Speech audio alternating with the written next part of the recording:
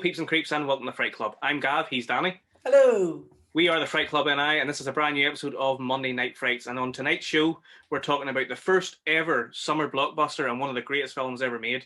Dun, Jaws!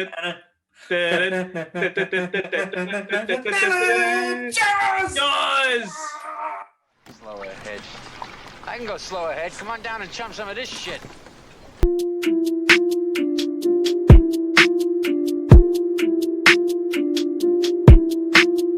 And we're back with another episode of Monday Night Frights. It's season 3, episode 11, Danny. Only I know. 3 more episodes left. 3 to go. Listen, 2 more. Crazy. Two more, I know. Yeah. Couple of belters coming up, but this is an absolute belter that we're talking about today. This is one of my favorite directors and one of my favorites of all time. And again, some may look at it and go, not necessarily a traditional horror, but definitely great creature feature. And yes, the OG summer blockbuster that set up the summer blockbuster model that we now know and love. This was the OG, as you say. It was the first proper over-the-top phenomenon movie that came out in the summer and coined the phrase summer blockbuster. Released in 1975 and directed by the great Steven Spielberg, one of my favorite directors and one of your favorite filmmakers as well. Just the man is just an absolute legend. I grew up on his films, and man, I just love the man to bits. How could you not grow up on his films? Like, I feel like even now with like all the kind of like dads of our generation, like they're still going to be passing down. Like I had Jaws passed down to me from a friend of mine's dad. And again, I think that's just going to keep going and going and going. You know, I don't think there will be a single person who doesn't know the name Spielberg. He is such a household name when it comes to cinema. I mean, he was making films in the 70s. He was super popular during the 80s, and in the 90s he won loads of awards and stuff. And then even recently he's been making big, huge movies. Maybe not quite living up to some of his earlier films, but you know, he's still being super creative, and he's super popular, and like the man just keeps going. Yeah, he doesn't. I don't think he will ever stop. Like, I know he maybe is now more back on like a producer role. But again, having his name attached to your film, like that's the dream, you know? Yeah, well, it's like obviously, he's directed so many movies and hugely successful movies, won all these Academy Awards and all different awards over the years. But his production company has made so many other movies as well that, you know, I grew up on, and that other generations, you know, a generation before me and a generation after me grew up on. And, you know, these are movies that just will never die, and they will live with generations and generations to come. No, exactly. It's and for this to be his sort of second blockbuster or big mainstream cinema picture is just testament to the powerhouse that he was from getting out the gate. You know, he did Sugarland Express was his first sort of big feature film, but this was the one that kind of really skyrocketed him into the success story that he became. But yeah, powerful filmmaker. And again, we get to see a lot of the influences from his early work then reflected in this with Joe. A lot of that kind of nice, like focusing on the creature or whatever the threat is, and just the framing, beautiful framing across all his films. But there's absolutely stunning shots in this film. Oh man, I rewatched it there just before we came on, because I was kind of like I have seen Jaws enough to kind of be able to talk about it without watching it again. But you know what? I gotta watch it again. Of course, I'm gonna watch any it. excuse, any fucking excuse to watch any Jaws. Excuse to put Jaws on, because that's I even brought up the Blu-ray copy I have, because it's a beautiful 100th anniversary Universal one with lots of like lovely features, and it comes with like this little book all about the production of the film and the cast and stuff, and it's just top quality content. For the movie lovers out there. So obviously this film is based on a book, as everyone knows, written by Peter Benchley. And Daniel, I believe we own the same copy. We have the exact same 1975 published copy. Yes, it was originally printed in 1974, and then that's the 1975 copy, and that there's when Spielberg picked it up. I believe he was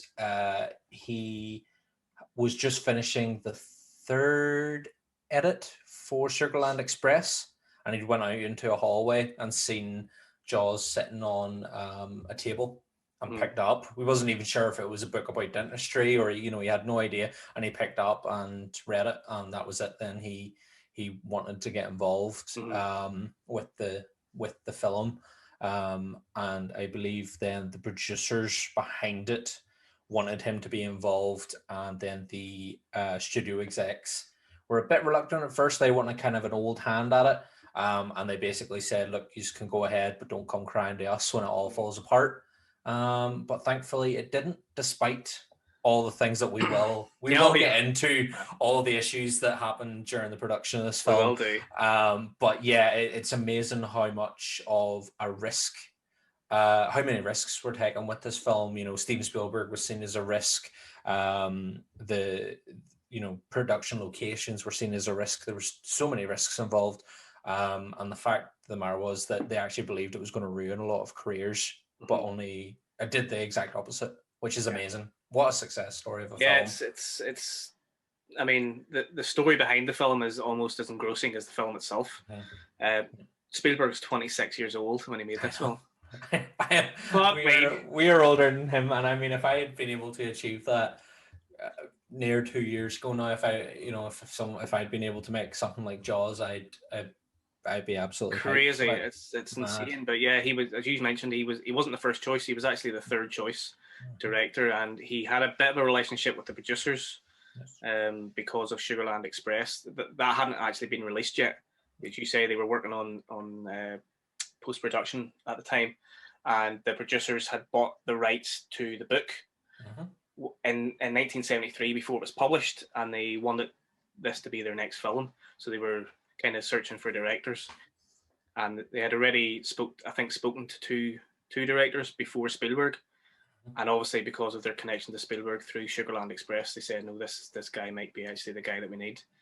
And he can, as you say, he saw the book, he read it, and then he came on board with his own ideas for the film. And there is quite a lot of differences between the book and the film.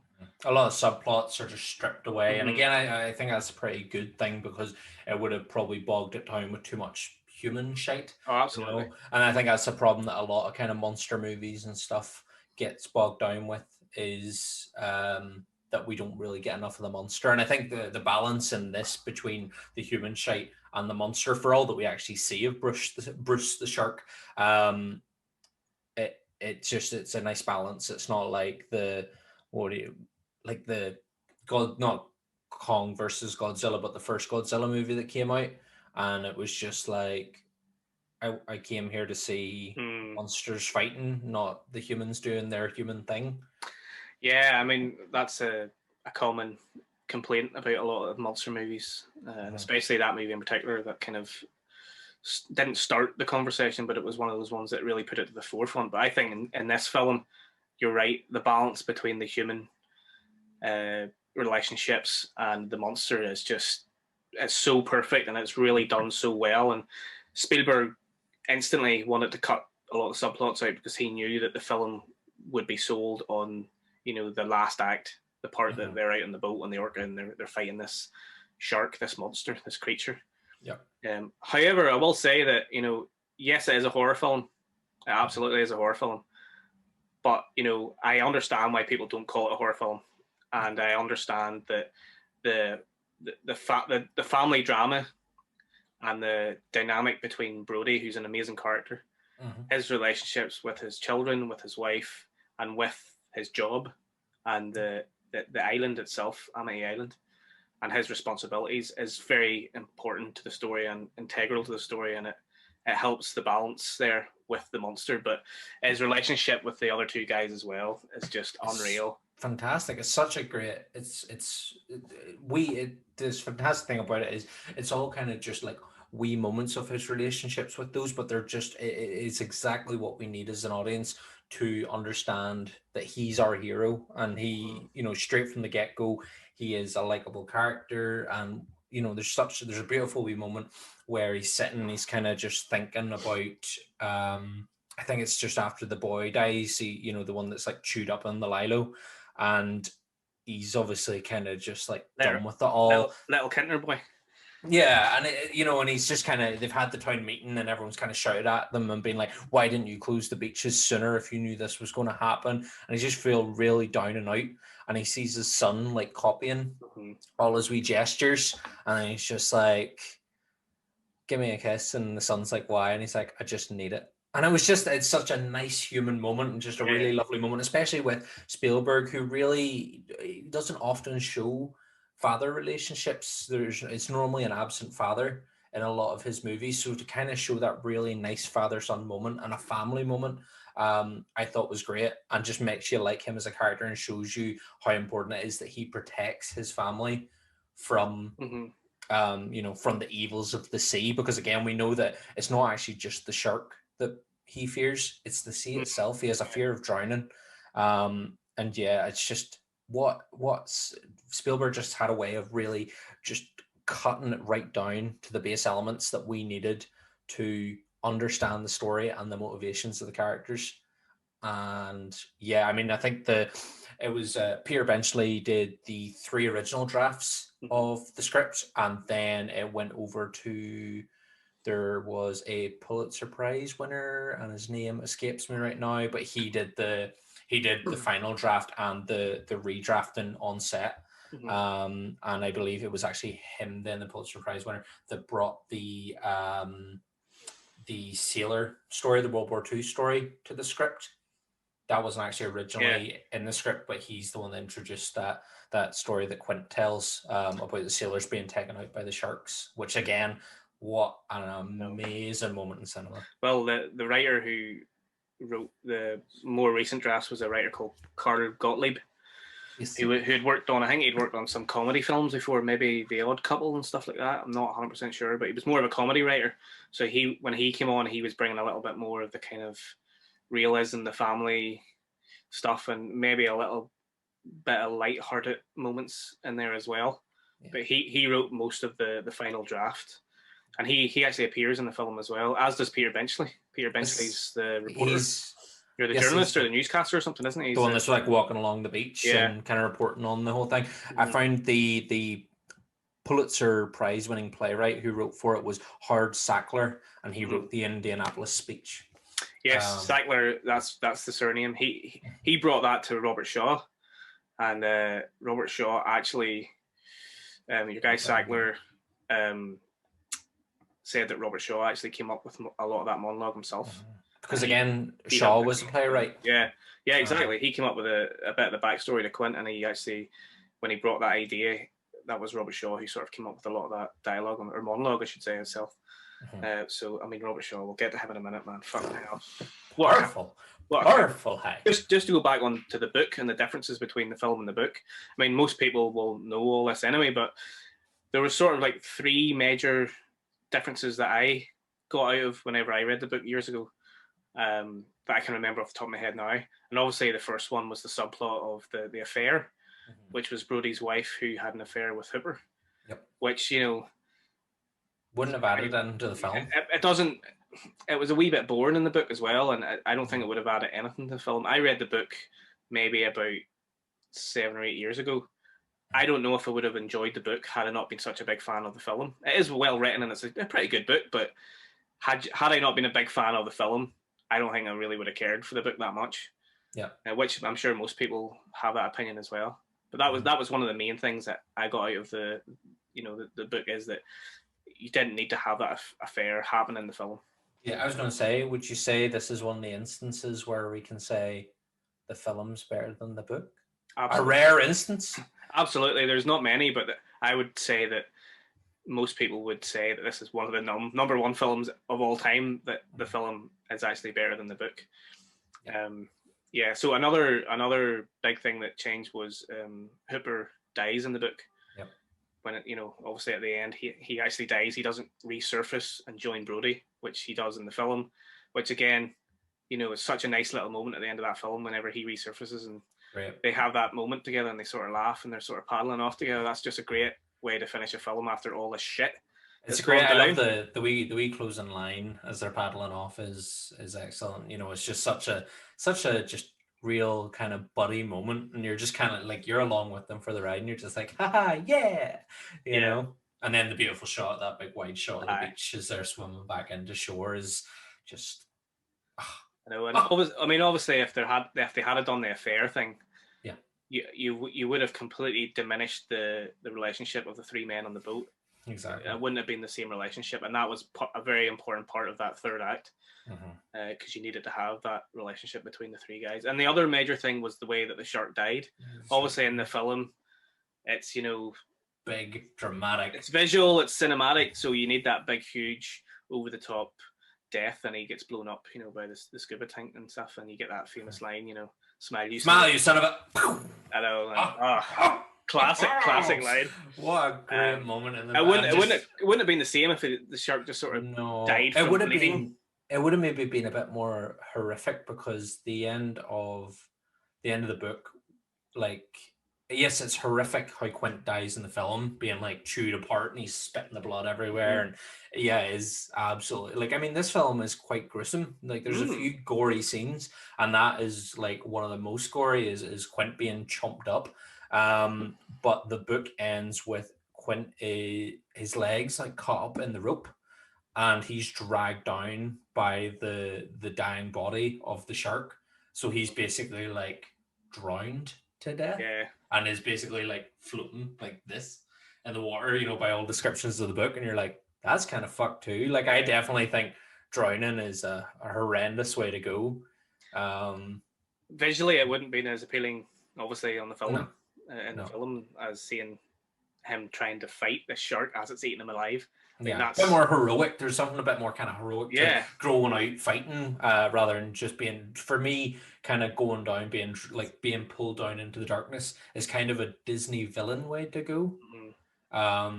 So I wouldn't have suited the Quint character quite as much. The quack wouldn't have suited Quint quite as much to go that way, for the kind of character we know him as. His whole character is that his nemesis is this shark. Yeah, and it's a bit of a Moby Dick kind of. It's exactly like Moby Dick. He's Captain Ahab. It's the whole thing is his whole life has been boiling up to this point where if I'm going to die, I'm going to die. I'm going to take out a shark. Exactly, a giant fucking shark. Take out a big shark, the king of the sharks. I know. Fuck all the little sharks. I'm going for the big one. So what a way to go! Fucking amazing. But Danny, you know what time it is. It's time for the figures. Money. I have figures. I have figures today as well. You said you this can start. The box office figures are yours. But I have other figures for this movie. But also, are you going to give us the original starting budget and the finishing budget? I'm going to. Oh yes. Oh yes. So the original budget was approximately $3.5 to $4 million. Now, obviously, we'll get into all the problems that the film had a little bit, and the budget spiraled out of control, and it rose to about $9 million, give or take, was the original budget. However, the box office was phenomenal, and, I'm pretty sure they're pretty happy that they spent the extra couple of million, because the box office was unreal. It was somewhere in the vicinity of about 470 odd million. I believe that's potentially, once it got re-released as well, that might be adding some figures to that. Maybe it wasn't the original box office, but the original box office blew it out of the water. It was the most successful and highest grossing movie of all time up until that point, and it stayed that highest grossing movie until Star Wars came out in 1977. So pretty successful. Yeah, I love. There's fantastic picture of. I think Spielberg sent it to Lucas after Star Wars had beat Jaws. Yes. And is it not the Jaws shark coming up to one of the Star Wars characters? Is it not the illustration on the letter, just saying, congratulations on your amazing box office earnings or whatever it was. You see that a wee bit now when JJ did it with James Cameron did it whenever Marvel beat them, and they sort of write letters to each other, and that all started by Spielberg and Lucas. Yeah, because again, what an amazing friendship, and obviously they went on to do Indiana Jones and all together. which again, Indy's coming back. I know it's we're not talking about Jaws here, but Indiana Jones is coming back, and I just want to let everyone know how excited I am. But yes, the fantastic moment for that. But Jaws, yeah, what an amazing, just a success story for them. You know, the fact that they were, what was it? It was something they had 55 days to shoot originally. They planned 55 days, and they went 104 days over that schedule, because of just all of the problems they ran into. But budget-wise, a few other things of note. The original screenplay, or the rights for the story, were bought for $150,000. And each of, so the shark's name is Bruce. The production name for the shark was Bruce, after Steven Spielberg's lawyer. There was 3 Bruces made, and each Bruce cost $250,000 each to make. Mental. And most of them broke. Yes. And they did not preserve them because they all broke. They all broke, and everyone got sick of them. So they were like, "Fuck them, let's just throw them in the bin." There was one that I think there's one they've managed to salvage, but they recently salvaged, and they had to redo it. They had to add bits in it, so it's not the full one, it's but not the OG. But yeah, it has got parts of one of the original Bruces, and I think it's at a museum somewhere in California. Yeah, so that's crazy. Yeah, but it's mental. The $250,000 each for, so that was 3 sharks. Obviously, this is, you know, as we said, the story behind the film is almost as engrossing as the film itself. Everybody knows that this is one of the most, one of those films that just everyone went to shit, basically. And it was one of the first films that everybody knew that this film went to shit, and so much shit happened because of the budget and all the sharks that they had to go through and all the other stuff that happened. And the weather, the boats. Well, I was going to say the main reason behind it was because they decided to actually film it on location. At sea, yeah. On the ocean at Martha's Vineyard in Massachusetts. So it was the first film to ever be shot at sea, and probably one of the last to be properly shot at sea. It was the first major motion picture, I think, anyway. Yeah, out in the ocean for sure. I mean, there've been things filmed on, you know, the beaches and stuff, and kind of just on the periphery of the beach, but they've never been that out far in the ocean. Yeah, they would normally go to a studio tank where they had a bit more control, but Spielberg wanted the sea. He wanted to be out at sea. Yeah. But obviously that caused a whole lot of issues in terms of the shark. The first shark that they put down in, because it was the shark was basically like tethered to this umbilical that was on like a big structure that they could control it from, and they put it down, and this thing was supposed to go to the seabed, but the whole shark sank down into the sea, and then when they got it back up again, the motor functions of it blew up. Because wasn't it whenever they built the test sharks, they did test them in water, but they didn't test them in seawater. Yeah, they tested them in tanks, and obviously the seawater is different. So salty. And salty, of course. And it got into all the mechanisms and stuff. And the sharks were one of the sharks anyway was originally made of foam. So whenever they put it into the seawater, it filled up, and the foam started to expand, and eventually basically exploded. And not quite as bad as the actual shark exploding at the end of the first movie, but yeah, it was fucking just a shit show. Yeah, absolutely. And I think that no one ever got hurt, but I believe that when they were doing some of the like practice stuff with the actor, like in the jaws of one of the shark heads, they were thrown about a bit too violently. So there was lots of issues there around just the functionalities of the sharks. And well, I think go ahead. No, sorry. I was just going to say, but they found then that because of all the issues with the sharks, they didn't have as much time to film with the sharks, but Spielberg found that actually helped, because he was then able to adapt the footage to add more tension and suspense. And I think it's excellent that the first time we don't actually properly see the shark is until about halfway through the film, when Brody's chucking the chum out, and we get the big head coming up for the front, and that's the first time we get a real proper glimpse at the size of the shark, and then that's swiftly followed by the iconic line, "We're going to need a bigger boat." What an amazing moment. And again, if there was supposed to be a lot more of the shark throughout the film, but it would have had the same impact. That scene wouldn't have had the same impact if we'd had more of the shark. And famously, it was ad-libbed as well by Roy Scheider. But we'll get to all that in a bit. I just want to go back a little bit on what you were saying about people getting injured. Yeah, I don't think anyone officially got seriously injured, but Carl Gottlieb, the writer, had apparently he had a close call with the engine in the boat. I'm not really sure with the fan on the boat. I'm not really sure exactly what happened, but apparently he had a close call with that. And yeah, all the actors got seasick as well because they were obviously they were out for long hours, shooting for longer than they were supposed to, and they apparently all got sick. Well, I think they learned from that because originally they were scheduled for 12-hour days and they had to cut them down to 4 hours. They were only able to go out, which again, why the schedule had to be extended as much as it did because they could only do 4 hours at a time. That's crazy. What a crazy fucking... And because the sharks fucked up, and as you said, they couldn't film the shark as much as they wanted to. That, I mean, blessing in disguise. Talk about, something going so wrong and ending so right. There's nothing, I think, that has ever worked out quite as well in cinema as that, because Jaws would be a very different film had you seen the shark from the opening scene.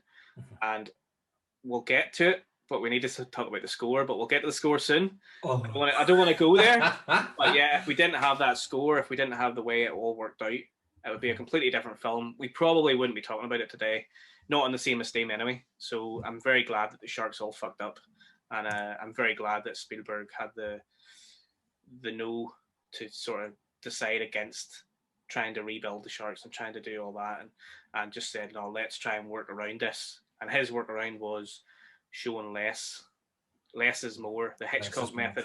Well, that's what he says. There's a quote I was reading where he kind of said that by having the sharks act up, he did find himself having to be a bit more Hitchcock-esque. And again, he was really thankful for that, because whilst the producers brought him in because they wanted new eyes on how to make a film like this, because they were really worried about just making like another adventure movie. He was thankful then that he was kind of able to use those old methods that, from Hitchcock, and that suspense is more,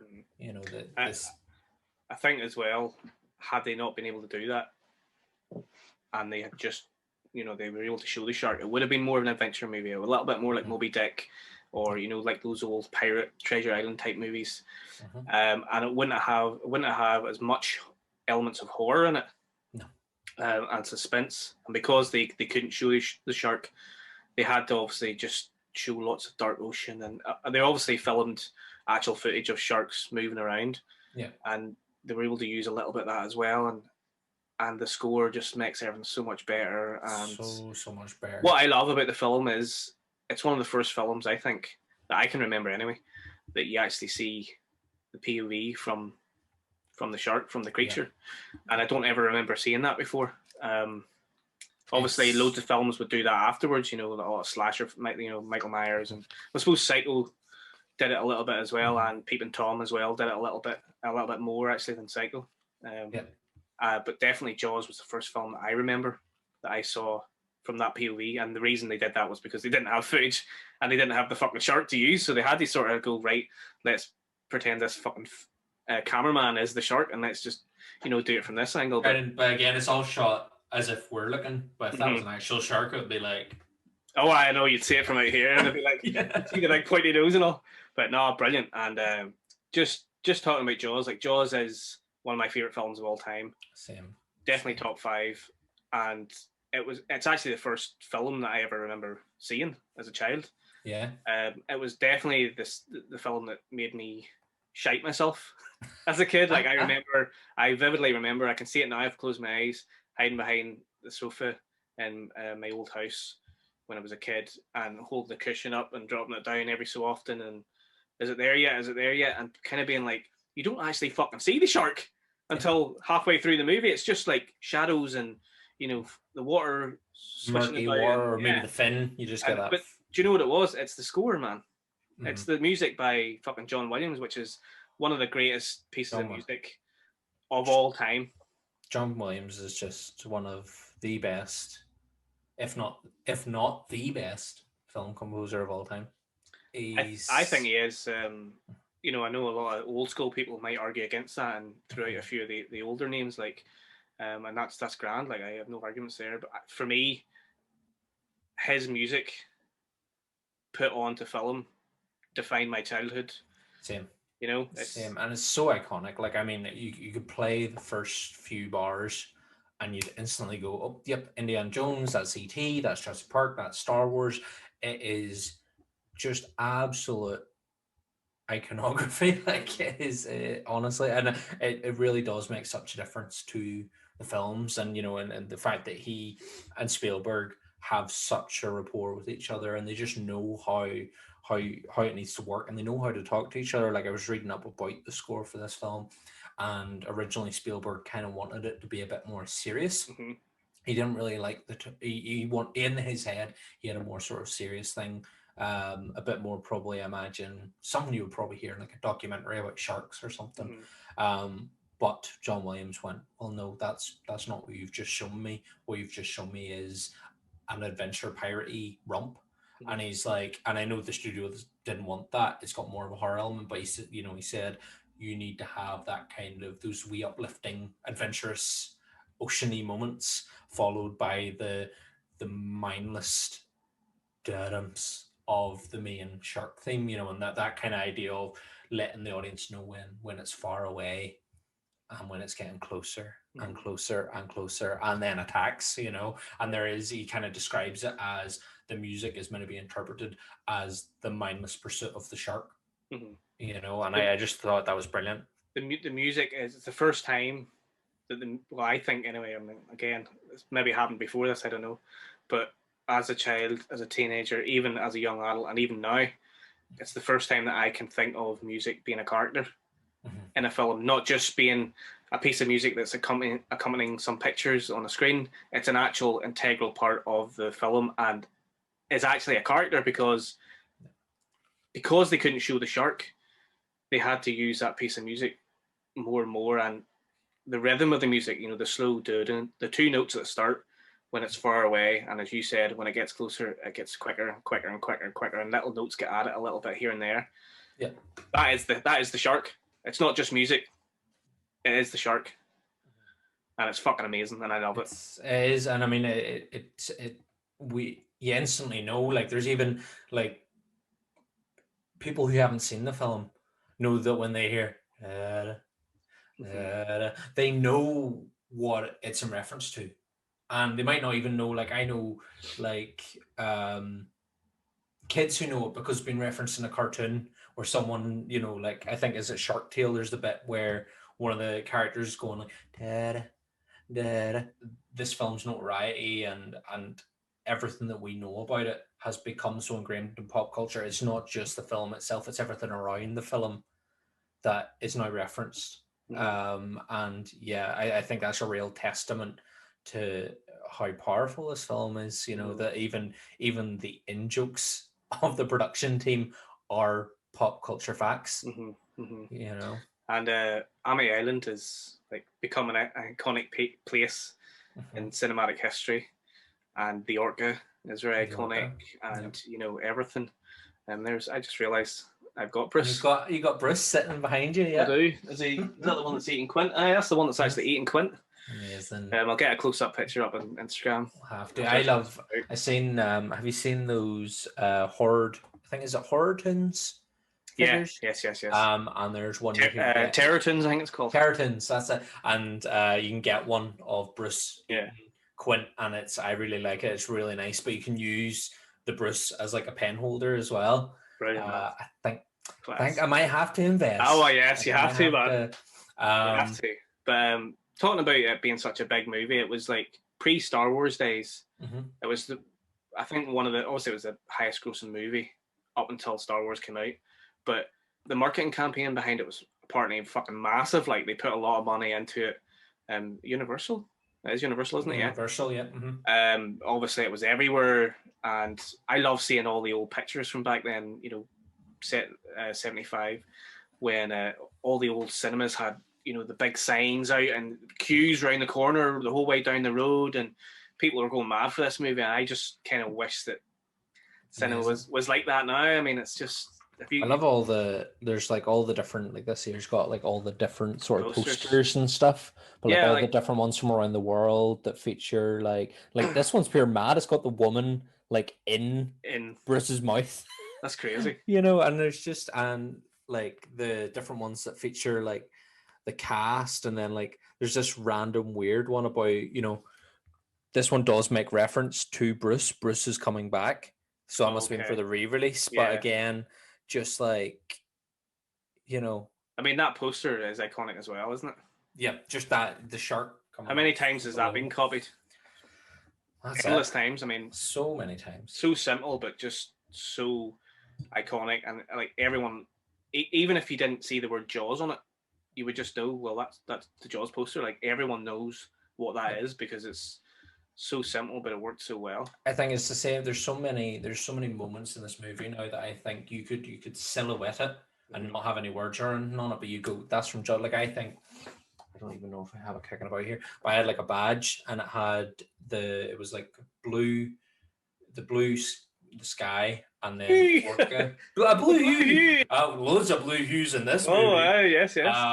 But it was the blue, and then the orca and the sea were in black as a layer, and then just on the back of the orca is the little yellow barrel. But it was all just color laid on, and again, you just know, you're like, well, that's the orca with the yellow barrels on.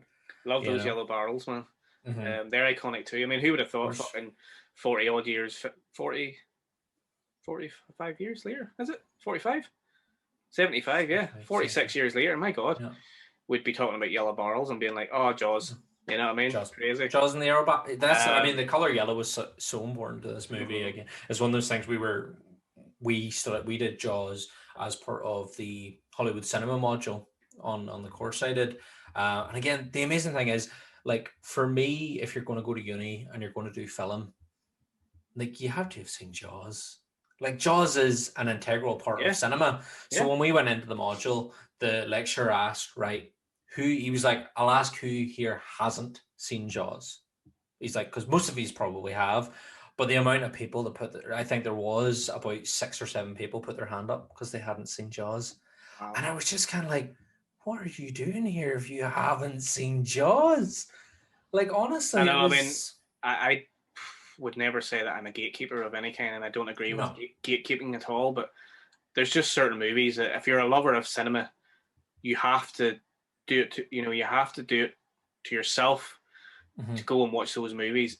And even if you're not interested in it, you just have to do it because it's such an iconic film in the history of cinema as well, not just for fans, but the history of cinema. Exactly. I mean, it's just, as we've said, it was the first summer blockbuster. It was the first big, like, I know it did kick off a franchise, and as a franchise, it's not so good. But it is, it deserves its place in cinema history. And if you're going to go study cinema, like, it's very weird. You've seen it, and again, it's interesting to kind of see how as time has progressed, how people react to it. When it originally came out, people were terrified. They were absolutely terrified. But I mean, was it not banned in Sweden? Was it not a cinema nasty in Sweden, even though it's a landlocked country? I believe that, I think I remember reading somewhere when it originally came out, it was banned in Sweden because it was terrifying people. Okay. But they're landlocked. So what did it matter, Yeah. But it genuinely terrified. As you said, it terrified you. And again, it was all the suspense and stuff, and it scared people away from the sea. It made people not want to go swimming anymore. But now when you watch it, like, I didn't get scared by the shark. Because again, I think I was maybe 10 or 11 when I first watched it. But I wasn't scared of the shark. But the scene that scared the shit clean out of me as a Wayne was when that head appears, when Hooper's down under the boat and he kind of moves he goes to get the tooth, and then the head comes out and he's like, and drops the tooth. That fucking, my God. Is that like one of the first jump scares? There probably was jump scares. There's probably jump scares before that. It's the first sort of, in a major motion picture, the big jump scares certainly has to be up there as being one of the first.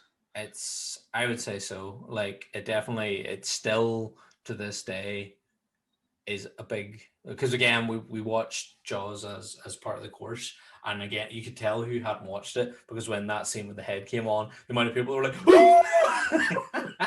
I know, it's so good, man. It's brilliant. Such a moment. We were talking about the yellow barrels there. They were also used because, you know, they couldn't use the sharks, so they were like, let's use these barrels, and, you know, these barrels trail them along. Yeah, they can indicate when the shark's there and when it's not there, and I mean, it's genius, like absolute genius. But yeah, the jump. If you know if there's a jump scare that was out before this, then let us know in the comments. I can't think of one off the top of my head. I'm sure there is one out there somewhere. I don't think there's ever been one before this that was as effective as this anyway. Yeah. And as memorable. So I would call this the first modern day style type of jump scare. And it's still fucking scary, man. I've watched it, you know. It really is. Like, a lot of people, I think, sort of say, oh, you know, when Bruce first pops out the water, that's a pretty scary moment. And it is. And I think, it's sort of, because it has been quite calm leading up to that point of the film. But the head coming down is definitely far scarier. See, definitely 100%. I mean, that's set up like a proper horror film jump scare, whereas the one where Brody's, you know, chumping the meat into the water and Bruce jumps out and it's the first time you see him, it's not, there is a bit of a build up, but it's not quite as built up in the same horror style as whenever Hooper's swimming about in the boats. And I kind of like that, because I think sometimes too many films focus on jump scares and they lead up to that moment, whereas when he jumps out and you see him for the first time, it's kind of felt more natural, rather than being sort of forced into being this jump scare moment in the film. But man, that shark, man, like, for me as a kid was just like, that is the scariest thing. I've mentioned it before on one of the older episodes. My worst fear is the deep, dark ocean. Mm-hmm. Like that, I'm not a swimmer at all. Like I don't really go into the ocean. Mm-hmm. If I do, I don't go very far. And like, that's just my worst fear. Like, just going out and just getting darker and darker and darker, and to the point where it's just black and you can't see anything. Like this, man, there's nothing terrifies me more than that. Yeah, the deep unknown. I don't know if it was because of this film. I feel like it might have been because of this film. I did have an incident when I was a young child where I fell, and I fell under the water a little bit, and I almost drowned. I didn't really almost drown. Like, I was probably only under the water for like 3 seconds, but I felt like I was drowning. And maybe that has something to do with it as well. But I think it's mostly because of fucking Bruce, because he's a big fucking scary great white shark. Yeah. And I love sharks as well. They're fucking awesome. So yes, sharks. Brilliant, man. Sharks are cool as hell, and I'd be the opposite. I love going out into the sea, and I've been scuba diving and stuff, and getting to swim around with the fishes and all. I think that's class. But definitely, I would probably, if somebody said, here, do you want to go try the shark cages, going and doing that, I would probably give it a go. But yeah, no, I don't really have a fear of the sea or sharks. I would probably fear, like, if somebody was to be like, right, we're dropping right down into the abyss, I'd be a bit like, don't know if I want to do that. I know, but I'll still go like splash around for a while, See, I would love to do that. Like, I'd love to swim with dolphins and sharks or whatever, but I just couldn't, man. I just couldn't do it. No fucking way. Just look at it and be like, no. Nah, I'll stay on the boat. You're all right. It's okay. And then I'll be like, okay, I'm gonna swim with Bruce. Hello. But yeah, fucking brilliant, man. But we haven't even talked really much about the cast yet. We briefly talked about the relationship between the three guys, which, for me is just some of the best scenes in cinema is with those three guys on the Orca. And I keep saying it, but iconic. Yeah. Just iconic moments. And the funny thing is, like, apparently they didn't go on very well. Robert Shaw apparently was, hard to get on with, as you would think that anyway, being such an actor of such esteem. Yep. I think he had a habit, because the production went on for so long, he had a habit of in between days going up north to Canada. I don't know, I was reading something about that, where he went up north to Canada for some reason, legal reasons. I'm not sure exactly what went on or what was going on in his life, but he liked the tipple. I know that. Okay. Yeah. And sometimes when he came back down to shoot again, I think he had, he was a little bit intoxicated, so maybe that had, an effect on his performance or his relationship with Richard Dreyfuss and Roy Scheider. But apparently, him and Dreyfuss didn't go on at all. I mean, I don't know if that's just Hollywood rumors and innuendo. That might be. I don't know, but that was the rumor anyway. Yeah, you wouldn't fucking think that, because no. Obviously, in the film, there's a wee bit of tension between Quint and the two other guys as well. And even throughout the film, him and Brody have, they butt heads, and him and Hooper butt heads a few times, and maybe that helped the acting. Maybe that helped with that, to that point. But then after they have their like scar moment, that relieves all the tensions, and we kind of get the reasoning for why a lot of these characters are doing what they're doing. Well, we get the reason why Quint's doing what he's doing. But yeah, no, that's interesting that he kind of. But again, I think when you do have a sort of powerhouse cast like that, you are going to get big personalities that are going to clash. The ironic thing was that, other than Robert Shaw, the other two actors weren't massive actors at the time. Obviously, they would go on to be huge actors. Brody had been in, I think, French Connection, and Dreyfuss was in American Graffiti, which was obviously directed by George Lucas. And George Lucas was the person that recommended Dreyfuss, because there was a few other actors that was in for the part. I think John Voight was in for the part, and Jeff Bridges apparently was considered as well for Hooper as well, which, big fan of Jeff Bridges. Love Jeff Bridges, but I don't know, could I see him doing it? I think he could have done it. Aye, sure. I mean, it's always hard to see other people, years later in these iconic roles. But I think Jeff Bridges, I don't think John Voight would have been good at all. But Jeff Bridges, he's cool as fuck. Like, the dude. He's the dude. He's the dude. Yeah, the dude. But also, for the part of Quint, there was a few other characters considered, or a few other actors, considered. Apparently, Robert Duvall was offered the role as Brody, but he wanted to be Quint, and they didn't want him as Quint, so he turned down the role as Brody. Lee Marvin as well, who was in, I think he was in The Dirty Dozen, wasn't he? He was a real old school actor. Sure. One of the producers was the same producers on Sting, so they suggested Robert Shaw. I mean, I can't see anyone else in that role. He's amazing as Quint. I think it's one of the greatest. It's one of those great performances that you kind of, when people say, "Oh, what's the greatest performance ever by a main actor," not a main actor, but maybe like an actor or one of the main actors, you wouldn't necessarily think that. But then when you do, when someone suggests it and think, "What about Quint?" You go, "Oh fuck, of course. How the fuck could I not think of Quint? Like, he's amazing. He's fucking amazing. Good. He's just, he just absolutely plays that part perfectly and delivers all of his dialogue perfectly, and it's just as you say, it's just the best, one of the best performances by a supporting role ever, and one of the best introductions to a character ever as well. Yes, I mean that scene in the fucking the blackboard and stuff, and you're just like, how you can't better that introduction. No, it's so good. So there's a deleted scene, just before that moment where he first walks in to the hall, but you don't actually see all of him.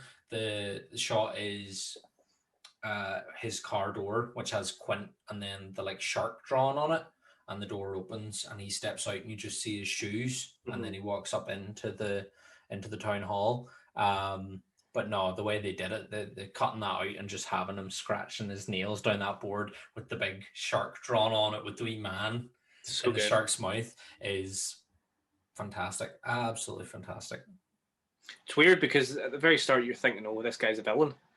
He's sort of portrayed as being like a real, I suppose not a real bad villain, but that kind of like, "Oh, this guy's going to do something bad. He's going to sort of lead these guys astray and stuff." He's in it for himself. Yeah, he's just there for the glory, and he doesn't care who if someone gets in his way, he'll just push past them and crack on with his own thing. And he only wants, what was it he asked for? What is it? He says he's like, "Oh, I don't need any crewmates. Too many men on the deck, and just me, myself, and I'll get the job done for $10,000. I think it's 10,000. For 10,000, I'll catch it and kill it. Well, you'll get the head, the tail, and all the rest." Is how he finishes it, and that's an unreal monologue. I mean, he's got a lot of monologues Mm-hmm. in this movie, and I feel like the character of Quint is just Mr. Monologue. Like, Yeah. like if he just walked in the room and started talking, I'd fucking sit down and just wouldn't say a thing. I'd just be like, I talk away. Yeah, I just want to Or listen just to you talk. sing your wee Or songs. say, oh, farewell well, to you, Spanish ladies. I know. Ah, man, I fucking love Quint. What a legend that guy is. One absolute hero of cinema right there. Mm-hmm. Absolutely one of the greatest characters and performances in the history of film. Mm-hmm. But Brody as well. Let's talk about Brody, Yep. because a very nuanced performance from Roy Scheider, and I think, again, not one of those performances that you sort of would necessarily throw out there straight away and go, oh, one of the best. But that character, there's so much to that character that you see after you rewatch the film more and more, and you can pick it apart and go, fuck, that character, there's a lot to Brody. Like, yeah, it's amazing that he wasn't the first choice to play Brody, but it was actually at a party. Spielberg was kind of fretting about getting the part cast because he hadn't been able to get it cast. The first two people he asked had turned him down, and then Scheider came up to him and said, what's the problem? And Spielberg said, I can't get my movie cast. I don't think I'm going to get it made. And Scheider said, well, why don't you ask me? Send me the script. No, well, apparently he didn't even ask to see the script. Spielberg said, well, do you want to be in my movie? And he said, yeah, I'll be in your movie. And that was it. It was all agreed at a party. And that's how he ended up being involved. Yeah, he overheard him. But I think, was there not a bit of reluctance because he had done French Connection and stuff, and there was Spielberg didn't want him to be a tough guy. He wanted him to be that kind of like family man, wholesome sort of, he has his own fears and his own kind of hesitations about his job and about his family life and stuff. So, I mean, I think Roy Scheider what he does in that performance is just... It's spectacular. And again, it's very clear how much his community means to him and how he's trying to do right by his family and by the community. And he's just trying, he's trying to live up to being the sheriff of this small seaside community, and everything else is standing in his way, all the mundane problems, and the mayor and the community are wanting to make sure that they're getting the tourist money and all, but he's like, well, that's not right though. It's not the right thing to do. But they're all like, no, it is because it's good for our community. And again, as I said earlier, the wee moments with his family and stuff. And again, I think if they'd kept the subplot of the affair, all those nice wee family moments would have been undermined. You maybe would have felt some sympathy to Brody, but you would also you would have sort of been laughing at him as well, being like, oh, your wife's banging someone else behind your back, and you invited Hooper over for dinner, and now they're fucking getting it on and all this stuff. And it wouldn't have had the same effect on the character. And the same for Dreyfuss as well. You wouldn't have liked Hooper, but I think Hooper as a character is quite a likable character in this. He's sort of, I wouldn't go as far as to say he's the comedy element, but he's got that kind of like, he does have certain comedy elements to him. His performance, obviously does that whole thing, and and also he's a marine biologist. He's an expert, so he knows what the crack is. So I love how Hooper and Quint, they're both experts in their own right, and then Brody's just in there going like, right lads, what the fuck should I be doing here? I'm trying to do my best here, and he's trying to sort of help steer the ship with these two guys who think they know everything about their field. It's just a great dynamic, and man, it's all just it all comes together so beautifully in the scar showing off scene. When they're all comparing their scars. One of the best scenes ever is just them just showing their scars, like showing off their scars. How silly and stupid is that? And it just doesn't even feel like it should be in a film. No, and it's just so amazing. It's fantastic. Just Quint and Hooper just battling out over who's got the best scars. And again, we get a lovely bit where we kind of see Brody thinking about taking part in that banter, but then he kind of pulls his shirt down again. He doesn't quite commit to the laddie banner, but he still is in there for the chat and still enjoys the sing song. The sing song. The thing is with that scene is he's kind of the straight family man who maybe hasn't had the life experiences that these other guys have had outside of family life anyway. And it's just so subtle, but it really does add a lot to his character, that scene. And then they do the wee sing song. They do the wee sing song. Show me the way to go home. I'm tired. I don't want to go to bed. I had a little drink about an hour ago. It's gone right to my head. Oh. And then shit starts to go real. And then after that moment, everything starts to go absolutely tits up. It's amazing. What an amazing scene. And obviously it was put in there for a reason, because it gives you the false sense of security. It makes you feel, oh, these guys are finally coming together. They're finally becoming friends, and they're sharing stories, and they're showing a bond. And then all of a sudden, bam, Bruce hits and shit starts really fucking getting real. And you're basically sort of led into the end of the film. But amazing film. Obviously that scene, I said it's one of the greatest scenes ever, is one of my favorite scenes from the film. A couple other scenes that I really love. I love the scene that you spoke about with Brody, is at the table and his wee boys mimicking everything that he does. I mean, it's quite an emotional scene to watch. Yeah, it's not overly important to the film, but to him as a character, I feel it's just a real nice wee moment. Like, it didn't have to be in the film at all.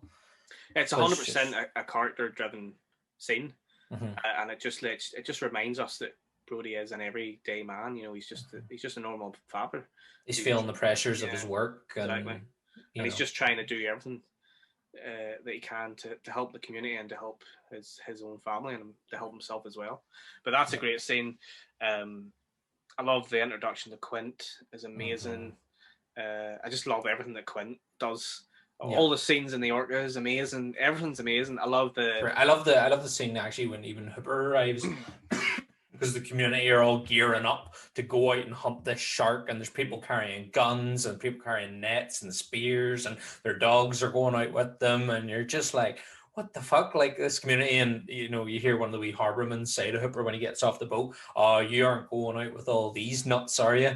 And just Hooper like, "Oh well, not yet anyway." It's sort of, it shows that he is eventually going to go out and be part of this exploration, but in his own sort of way. And even the moment when they think they've caught the shark, I love that. And they're all kind of arguing about, what's this about? Or is it? It's when Hooper says it's a tiger shark, and the man who's caught it is like, what? I know. It just shows how they all are to it, It is quite important, because obviously they're all fishermen, and they've been fishermen for their whole lives and stuff, and they know what they're doing in terms of going out and catching fish and all that sort of shit, but they're not experts in the actual fish itself and marine life as such. Whereas Hooper is an expert in marine. He's a marine biologist. He's able to rhyme off the names, like this and that. He's able to tell you the circumference of the mouth and the teeth marks and all that sort of stuff. So he knows a shit, and it's just brilliant because it helps us understand his character when he looks at it and goes, no, that's not the same shark. I can tell straight away. And he basically knows because he's able to sort of measure the bite mark and all that sort of stuff. And it's a very important scene, but it's funny because apparently Robert Shaw, when he was trying to get into character for Quint, based a lot of his mannerisms on a lot of those the extras in the film were actual real life fishermen from Martha's Vineyard, and he was able to sort of look at them, just even off camera and stuff, and be like, right, he's doing little mannerisms there. So he was basically pretending to be one of them, and it's just funny because like you can sort of think that is how they would be in real life. That sort of like just one mentality of, I'm going out there and I'm going to catch this shark. It's like there's nothing else going on in their head. It's just this one sort of tunnel vision that they have. Yeah, there's a great scene where it's a deleted scene where they're all out at sea, and it's just before they actually catch the shark, and it's absolute chaos because they're all doing it. Was that there's $3,000 on the line for whoever can catch this shark. They're all like battling to try and catch. Like one of them thinks they've got it, and all the other boats gather around. They're all pushing at each other, and they're all firing guns into the water, and it's absolute chaos of a scene. And again, it would have been a good, it probably would have been quite a humor-filled moment to have in the film, but you can kind of understand why they cut it out because it is almost just a bit too much. But again, it just shows that single-minded narrative, and again, it almost kind of reflects the shark of we're going out to hunt and we're going to get it. And yeah, as you say, they know what they know, but is it really enough to take on Bruce? Yeah, they know the life of a fisherman, but they're not truly an expert in marine life, the biology of what this animal is and what it can actually do, because they've never experienced something this size before. No. So it's a great scene, that whole thing where they're all going out and you sort of see what this community is like, But talking about a few other great scenes there. I mean, there's a couple of scenes that we haven't even mentioned. The opening scene's a great scene. The opening scene just sets the whole thing up perfectly. You don't see the shark, you just see the splashing in the water, and I think you see the fin and stuff. But I mean, that's a really iconic opening scene. And there's another scene that I'm going to speak about here. Obviously, the boy. That scene is just unreal. When he's out in his little paddling pool, that type thing, and his little yellow lilo. We're talking about yellow, his yellow lilo, and he gets dragged down, and the blood squirt. I mean, that stuck with me for years. I think that's one of the scariest scenes in it as well. The blood squirting out of the water, because it was the first time you kind of seen him like that, and you actually see the shark surface, don't you, from the water, and it jumps out a bit. You kind of see maybe like its back or something, but you also see like the lilo gets thrown up. Everything kind of just gets thrown up into the air. And again, I think it's implied that the force of this massive creature has just caused the water and everything around it to go up. But again, it's all just a massive blood and lilo and shark and boy, and it's just this big eruption from the water. And Blood Lilo Shark Boy. That should be like a t-shirt. Blood Lilo Shark Boy. I know. So and it's a great scene because obviously the chaos that's happening. Everyone's in the ocean. They're all paddling. They're all having a great time. And the mother is like, "Oh, Alex, where are you, Alex?" And then there's a dog as well, isn't it? There's a dog running around. You're like, "Oh, please don't kill a dog." If you look at the mise en scène of the scene, if you look at everything, the owner of the dog that disappears, and again, sad because dog. The owner of the dog's wearing a yellow t-shirt. The mum's wearing a yellow hat. The boy's on a yellow lilo. It's all kind of like yellow is an implication of danger in this movie, where again, a lot of the times in horror and most genres, your warning signs tend to be red and blacks, but in this movie it's actually yellow. Yellow is the primary warning color. Well, just talking about color psychology in films. Ooh. If you want to go and have a little read on our website, we have a couple of articles on there called Shades of Horror that we've published, and we have one on yellow, we have one on pink, and recently we just published one on green, and it talks about color psychology in film and what these colors mean in different types of films.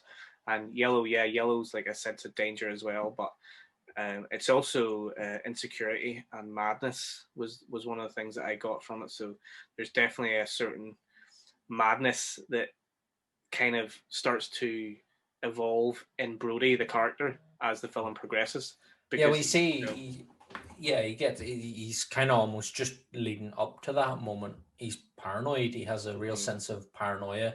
And then later on in the film, the community becomes enthralled in mass hysteria. There's the scene after this attack where we get the two wee boys using the fake fin, and the absolute hysteria of the people running out. And I mean, there's an old man who gets knocked over and is basically like trampled on, and people are like near drowning because of the panic. And you have the mum holding the child, and she's standing there, which again is a great scene because one we're so used to from horror is the mother standing with the child screaming as Yeah. people are running around her, but this is in water. It's you know, it's taking a scene that we're so familiar with from horror, but putting it in the seaside environment, which seems almost more daunting, because you shouldn't be afraid at the seaside. You go to the seaside for a holiday, for a nice time, not to stand and scream in terror. And again, yeah, you could look at it from that perspective of the different paranoia, mass hysteria, and then later on obsession. You know, Quint's obsession. Obsession, yeah, is another one. But isn't there a banana boat? Isn't there some? Don't they not get in a banana boat, or is that maybe that's the sequel? I'm thinking of Jaws 2. I think it's maybe I think Jaws 2 has a banana. They go boat. into the wee separate pool, don't they? There's a wee separate. There's a separate pool in this, so there's the pretend shark attack over on the main beach, but then they're over in the pond. The Suns are playing over in the pond, and then they're on like a wee. It's one of the. It's like the surfboards with the sail surfboards.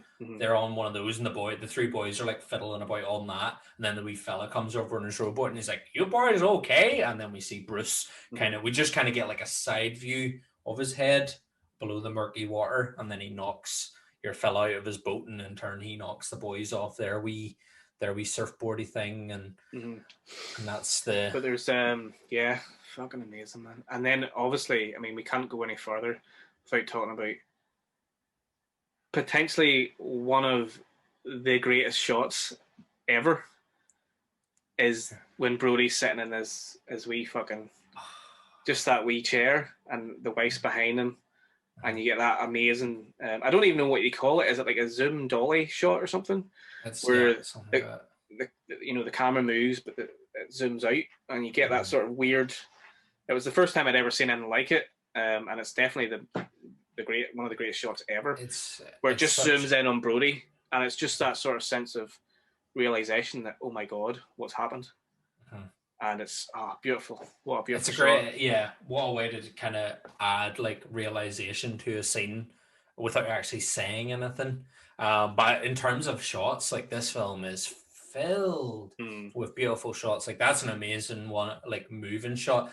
But you mean you've got the one of my favorites is Quint at the front of the boat, and he's like leaning against the bar with the gun just across his arms, and the ocean, the focal point of that going straight to Quint with that big blue sea behind him, and the sky is just like and all the shots of the orca, the wide shots of the orca on the sea, again, absolutely outstanding.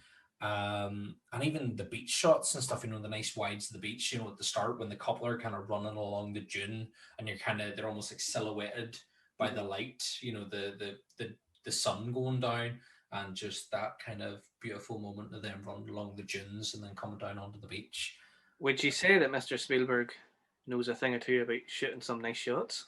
He is an absolute inspiration when it comes to establishing a shot. Like his techniques are, again, he obviously knows his stuff from films that have come before, but his ability to just put his spin on it and his signature on it, outstanding. He's great. He's great at framing. Like I have to say, his framing's amazing, and he's really good as well at sort of just the lead into the shots as well. He sort of sets them up really well, and stunning film. It's gorgeous. That shot of Quint, you're right, is one of the most iconic and gorgeous shots ever. And what would you do if you could go back in time and get that signed, just that picture signed? Dream signature right there. It would be straight up on the wall. Like it would be, awesome, man, awesome. What a film! One of my greatest films ever, and like I love it to this day. And it's kind of one of those films that, like, I would watch it and just think, I can't pick anything wrong with this. Like it's flawless. It's families could watch it. Like obviously there is scary moments in it, and it's got horror elements. But you could watch it during the day with a family with a younger child, and you could watch the child sort of be scared, and the child would be scared. And you could also, as you say, you could sort of study it for classes and stuff. And there's so much about this film that you can learn. It's amazing, and again, it's such, you know, as you say, you can bring it almost to anything. One of the best viewings I've ever had of the film was for the Belfast Film Festival. I think maybe about 5 or 6 years ago now. They had a screening of it at the Bangor Olympic swimming pool. Awesome. And you got to swim around in the pool while they screened the film, and that was, you know, what simple way to screen the film. But still kind of add an experience to it. That was the one where they rented sharks out, didn't they? They were able to get the sharks from the aquarium. Oh, imagine. And they were swimming around. Bite your toes. No, unfortunately, there was no sharks, but I have seen other ones that they didn't do it for this one, but I have seen other events where they've either used like red lighting in the pool, or they've put, like, you know, non-toxic dyes into the water so it looked like blood in the water and stuff. And again, it has such a... I don't think this film is ever going to go away, or it's ever going to be considered like outdated, or because it can't be. Like, it just, there's nothing about this. The only time I would say there's a moment where you go, oh, that looks a wee bit dodgy, is actually Steven Spielberg's signature in the film. So in a lot of his movies, he features a shooting star going across the sky, and there's a beautiful moment where you see it. You actually see it twice. You see it once going behind Brody when he's got his pistol out, and then you see it again in a wide shot of the orca going across the sky. And when you watch like a Blu-ray version of it, you can kind of tell, like, oh, that's been added in post. But again, that's the only moment that you could really ever be like, that looks fake, because it's so just well put together. And the shark, like, for all its faults, looks amazing. Oh, man, that shark, man, for many years afterwards, I genuinely thought, how did they train a shark to do that? I'm not even joking. Like, it looked so good, and like, even the scene where he's eating Quint, like, you know, it's a huge thing, and that's the scene where you see the shark the most for the longest period of time, and you're still thinking, holy fuck, that's fucking terrifying. And his performance, Quint's performance during that moment as well, is, you know, you genuinely believe that man's dying and is going through it, because he is screaming, he's spitting blood. There's a fantastic outtake when he's like spitting all the blood out, and then you hear Spielberg shout cut, and the whole cast is just like laughing. They're like in stitches because of how over the top it is. But in that moment, watching it with the flow of the film, it's honestly like, whoa, that man's getting ate by a shark. Fuck. Yeah. It's crazy because, like, we're talking about this film 45 years later, we're saying it's one of the greatest films ever made, and, you know, we have spoke about the problems that it had, and, you know, it was, you know, the shark problems, you know, the being on the ocean, the fact that there was a script, but there wasn't like a proper script, a finished script. You know, when they started filming, because they were rewriting, they had to rewrite as they were filming because of the problems with the shark.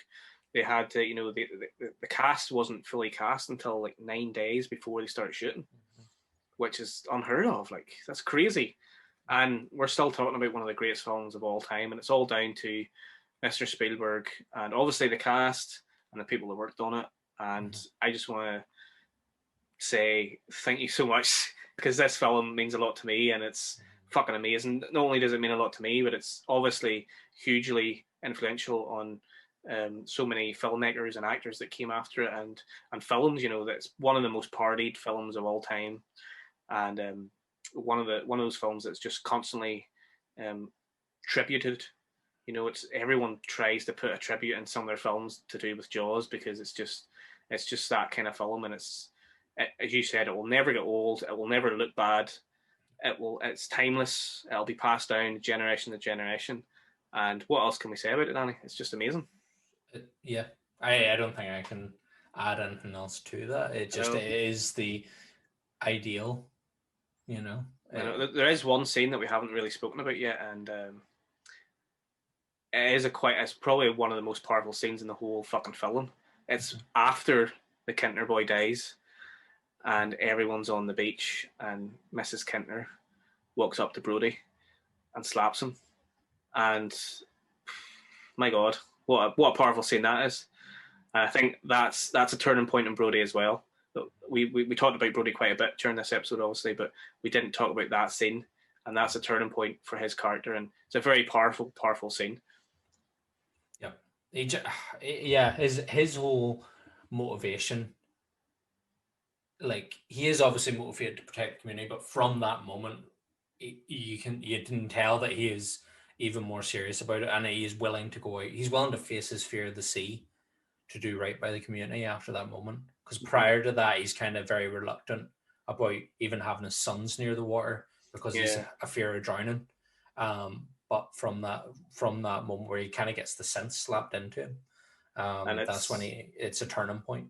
It's because, not just because of this, but it's because she's lost her little boy, and her little boy who died, who was killed by the shark, is probably around the same age as his son. So, it drives home that this film is also about a father trying to be a father as well. So there's a lot more to it than just the monster. Obviously trying to kill everyone, but it's what a film. And you say Spielberg, I think a lot of Spielberg films do deal with families, but maybe not the father as much. Yeah, obviously, a lot of the times the fathers are kind of not present in his films. It's usually a sort of mother dynamic with the characters and the importance of. Usually, it's sort of like brothers and sisters, like sibling narratives that we see in a lot of his movies. It's like, the kids have to rise up and do the right thing by the family. He does like making films that have the perspective of children in them, and I think he does an amazing job at that. And he loves his relationships between the child and the parental figure, whether it be an absent father or a mother or an older brother or something like that. And that's what he perfects so well. And that's a great sort of subplot, is the fact that Brody is just a father trying to do his best. But man, we could talk about Jaws. We could talk about Jaws for another hour, but we've been doing it for quite a while, so we're going to maybe leave it there. Is there anything else that you want to end on, Danny? No, I don't think so. I'm pretty sure we have made it perfectly clear how much we love this movie and how much it means to us as film lovers and aspiring filmmakers. It really does. It sets a kind of, I don't know that I could ever make something as good as it, but I could definitely aspire to. I will go out in a boat and say, you will never make anything as good as that. And I don't mean that to sound bad. No, exactly, exactly. But I mean, it's the fact that something like this here, for someone who at the time was only 26 years old and managed to put something like this together, and despite all the odds, still pulled it off. It's an absolute inspiration. For me, Mr. Spielberg is like up there as one of my number one.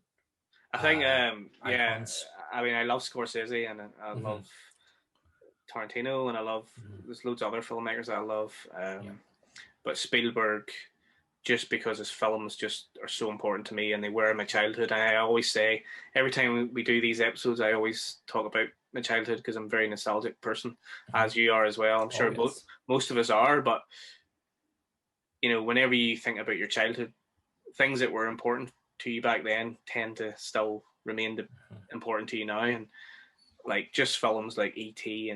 and Jaws and Raiders of the Lost Ark and all the Jurassic Park, all these films just will never age. There's just a beauty to them that is just you just can't see around the beauty because it's just there and it's always going to be there. I don't think you can replicate it, and I feel like it's almost, and again, it's maybe just because we're older and you don't have those kind of youth rose-tinted glasses on as much anymore, but you don't get the same from cinema nowadays. There's not the same formula, or they attempt to repeat the formula and it doesn't wash the same, Yeah, there's just some magic about Spielberg films. It's really hard to explain. And we could go on for hours trying to explain it, but we will say farewell and adieu to you, Spanish ladies. Spanish ladies. If there's any Spanish ladies watching this, farewell and adieu. But yes, you ladies from Spain. I know we should have sang that in a more sort of Irish accent. But yeah, so anyway, that's all we've got time for on our Jaws episode. And there's a couple other things that we need to speak about before we go. As always, visit our Twitter page and our Instagram page at the Fright Club NI. Check out the website, thefrightclubni.com. Go and read some of the articles that we've posted recently, and we've got archival stuff on there. You can go and read some of the interviews that we've done. About the hues. The hues. Coloured hues. We haven't done blue yet, though. We haven't done a blue hue. A blue hue! A blue hue! That'll just be fucking days talking about that. Yeah, so this is a very blue film, Jaws was, obviously. I mean, that sea, that lovely blue sea. The lovely sea and the Which sky. is only blue because of the sky. I know, exactly. So, yeah, what else do they have to do, Danny? They have to do all the other YouTube stuff. I don't have to say it. They know. If I'm going to say it, they got to like, comment, and subscribe, and hit the bell, and hit all the things around the screen. That was me being dragged by sharks. You gotta put more flail into it. But yes, and also leave comments below. How much do you love Jaws? When did you first watch Jaws? Did it make you fear going into the sea? Do you believe Jaws is a horror, or is it not a horror? You tell us. We think it is. It's a creature feature. But yes, let us know how much you love Jaws in the comments below. We imagine you probably love it as much as we do, and could probably gush about it for as long as we have, and probably still could. But we understand that you can't watch YouTube for that long. Or can you? Because here no. Let's end it. As a surprise, here's another 4 hours. No. Welcome to our video essay. We would not let you suffer that long. I think 90 minutes or whatever this is. We've done enough singing. We've done enough singing and dudums. And you know what? Let's just finish on the do do do do do do do do do. Ah, I love even that wee happy jingle tune, and when it comes just at the end when it's played a little slower, just nice and sees us out feeling real good. Like it's such a lovely heartwarming ending to a film, despite the fact that we just watched a massive great white shark get blown to bits. It still is just a real nice, like you feel at the end, you just come out and you go, yeah. What an adventure I've been on. A nice, lovely warm beach with a lovely I know. But anyway, that's all we've got time for. Until next week, take care, stay safe, and smile, you son of a bitch! Bye. Oh, he said bitch. He doesn't say bitch. What? He didn't say bitch. He goes, smile, you son of a... Oh, well, you were supposed to come in there. Oh, I'm sorry. Yeah, so I'll edit that out. It's okay anyway. It's fine. So, yeah. See you next week, guys. All the best. Bye. Bye.